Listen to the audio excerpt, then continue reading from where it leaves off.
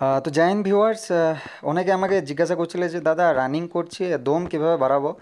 হয়তো তোমরা নতুন নতুন রানিং শুরু করেছো।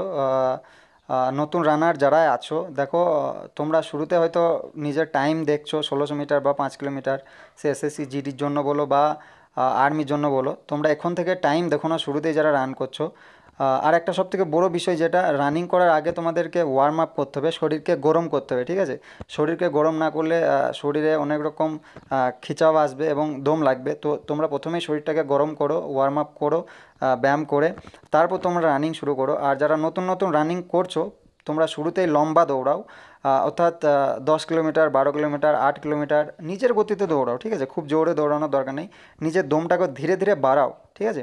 যদি মাঝে দম লাগে একটু স্লো করো, আবার দৌড়াও, ঠিক আছে? কিন্তু লম্বা দৌড়াও, 10 কিলোমিটার, 12 কিলোমিটার। তারপরে এরকমভাবে লাগাতার 20 দিন, 25 দিন, 1 মাস দৌড়ানোর পর, তারপর যখন 1600 মিটার বা 5 কিলোমিটার দৌড়াবে, তখন ওই টাইমটাকে ধীরে ধীরে বাড়ানোর চেষ্টা করবে, তখন দেখবো অতটা দম লাগবে না। আর এই দম বাড়ানো নিয়ে কোনগুলো করবে, কোন কোন বিষয়ে তোমাদেরকে লক্ষ্য রাখতে হবে, এই নিয়ে একটা আমি ফুল ভিডিও দিয়েছি। যারা যারা দেখোনি, ভিডিওটি গিয়ে দেখো অবশ্যই, আমি ডিসক্রিপশনে লিঙ্ক দিয়ে দিচ্ছি। আর অন্যান্য কোনো বিষয় জানার থাকলে অবশ্যই কমেন্ট করো। জয় হিন্দ।